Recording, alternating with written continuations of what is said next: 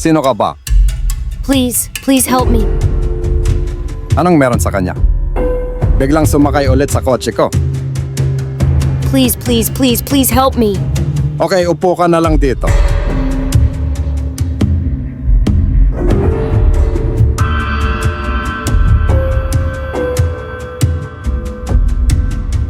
Sorry na abala kita. May nakita ka bang batang babae na nakasuot ng pangkasal na damit na tumatakbo dito? Hindi ko nakikita. Sigurado ka ba? Ngayon ko lang siya nakitang tumatakbo papunta dito. Sigurado ako. Mangyaring pag-isipang mabuti muli. Sigurado ka bang hindi siya tumakbo dito? Sigurado ako. Hoy lalaki, anong ginagawa mo sa harap ng kotse namin ng asawa ko? Well, hinahanap ko ang aking nobya. Ano? Hinahanap mo ba ang iyong nobya sa kotse namin ng asawa ko? May sakit ka ba? Paumanhin. Kaya kung hindi ka pupunta, bakit ka nakatayo dito? Asawa? Anong ginagawa mo? Bakit mo siya hinayaang magsalita ng kalokohan ng ganyan? Kalmadong nakikinig si Mrs. sa paliwanag ko. Bigla siyang tumakbo para kumatok sa pinto at tinanong kung may nakita siyang bride na tumatakbo dito. Pero hinayaan mo rin siyang magsalita? Bakit ang duwag mo? Ito ay tumatagal ng maraming oras para sa mga tao upang sabihin na ang aking espiritu ay napakapilyo. Oh my God, sino yon? Yung taong itinaboy mo lang. Ngunit hinayaan mo rin siyang umakyat sa kotse? Nakita niyang nasa delikadong sitwasyon siya at inalok siyang sumakay. Pababain mo siya. Pero, Pababain mo siya. Miss, pwede mo ba akong tulungang magtago sa ibang lugar? Sumakay si Mrs. sa kotse. Nakakainis. Hey miss, may idea ako.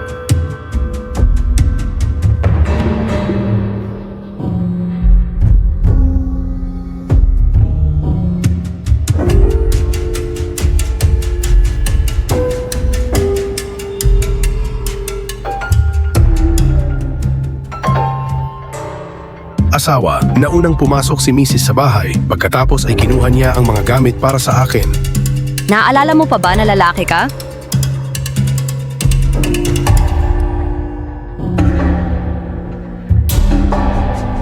Ligtas ka na, bumaba ka na.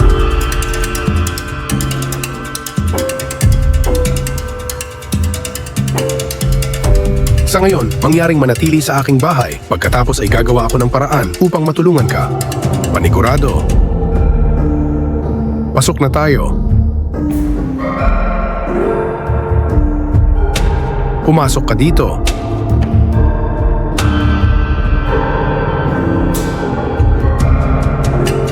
Isinuot niya ang mga damit na ito. Salamat po, salamat sa pagtulong mo sa akin. Wala, pero bakit kailangan niyang tumakas ng ganoon? Sa totoo lang, nasa kabukiran ako at ipinagbili ako ng aking mga magulang sa isang tao para mabayaran ang kanilang utang. Bakit sa panahong ito ay may mga eksena pa rin na ipinagbibili ng mga magulang ang kanilang mga anak para makabayad sa utang? Mahirap ang pamilya ko, wala kaming pera. Ngunit ang aking mga magulang ay humiram ng pera sa iba at walang pera upang ibalik ito. Ngayon ang tanging paraan ay ibenta ito sa kanya para mabayaran ang utang. Naging asawa niya ako at walang pinagkaiba sa isang residente. Pinalo at pinahirapan niya ako, kaya naman kinailangan kong tumakas ng ganoon. Kung may nangyaring ganyan sa iyo, bakit hindi mo i-report sa pulis? Isumbong mo sa pulis at siguradong hindi niya mo ako mapapatawad. Isa pa, ayokong idamay ang mga magulang ko. Okay naman, dito ka lang muna at magmo-move on na ako. Maginhawa ba para sa akin na manatili sa ganito? Ang iyong asawa... Ayos lang. Isa itong bakanting kwarto sa bahay ko. Huwag kang mag-alala. Muli po akong nagpapasalamat ng marami. Wala. Pagkatapos ay aalamin ko kung paano ka palalayain sa lalaking iyon at paano ito magiging ligtas para sa kanyang mga magulang. Salamat po, salamat po. Sige, magpalit ka na ng damit.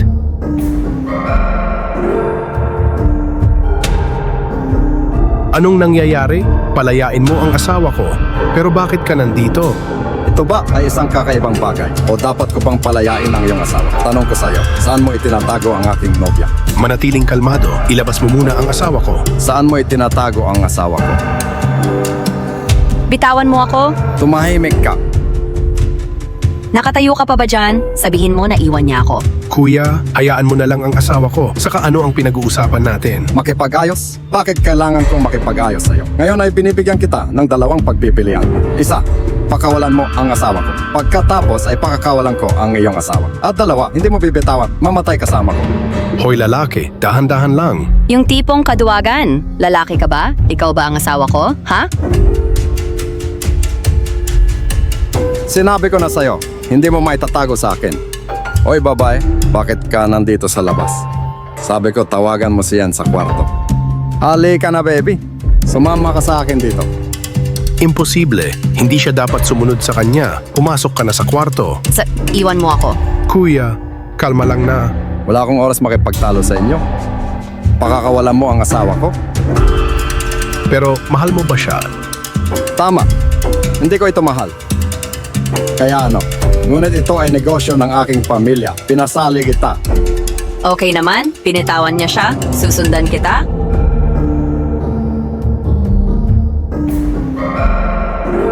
Yun lang. Ayan ka na. Bakit ka... Salamat po, pero ayokong idamay ang pamilya mo. Maging mabuti at sumunod sa akin. Kapag nagtago ka ulit, papatayin kita. Pumunta ka. Hindi, lalaki ka pa ba? Bakit kaya siya tumabi at pagmasdan ng buhok ng asawa na hinahawakan ng ganon? Tapos, Umiiral din ba sa mundong ito ang isang duwag na tulad mo? Ang tanga ko ba talaga para pakasalan ka? sa... Ikaw ano? Hindi sapat para protektahan ang asawa ko. Walang pakinabang. Ngunit kailangan kong tingnan ang sitwasyon sa kamay. Siya ay lubhang mapanganib. Wala akong pakialam sa sitwasyon ngayon. Ang inaalala ko ngayon ay masyado kang duwag. Ginoong anak, alam mo bang muntik na akong masaktan? Ha? Itigil mo na. Gusto ko ng divorce. Ano? Gusto kitang hiwalayan. Pagod na ako. Anong sabi mo? Sabi niya ulit, let me listen. Malinaw kang makinig dito. Gusto kitang hiwalayan. Simula nang ikasal tayo, naisip mo na ba ako? O sarili mo lang ang iniisip mo buong araw?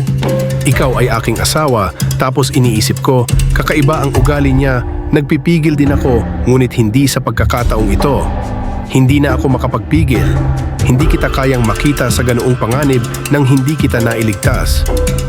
Ano ang ugali ko, ha?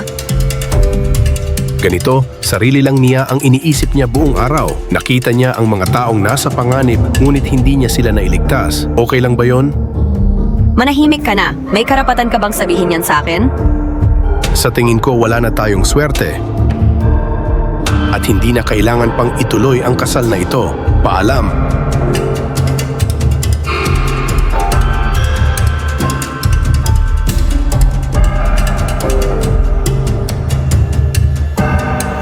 Ang bastos na ito, mahilig kang makialam sa aking mga gawain, hindi ba? Alam din naman siguro ito ng asawa mo, di ba? Hindi na kami mag-asawa. Ikaw ay para sa babaeng ito. Pero iniwan mo ang asawa mo. Nakaka-touch talaga. Sabihin mo na, ano bang dapat kong gawin para bitawan mo siya? Anong ginagawa mo? Manatiling kalmado. May sarili siyang kalkulasyon. Simple lang. Para sa item na ito, sapat na ang 500 million. Kailangan lang ng 500 million, ito ay sa'yo. Gawin mo lahat ng gusto mo. Bitawan mo ba siya? Ano ang hindi sigurado? Ano ang hindi sigurado? 500 million T? Dapat bumili ng 10 tao tulad niya. Oo, pumili ka. Mayroong 500 million sa card na ito at dapat siyang bitawan. Anong ginagawa mo? Hayaan mo akong lutasin ito.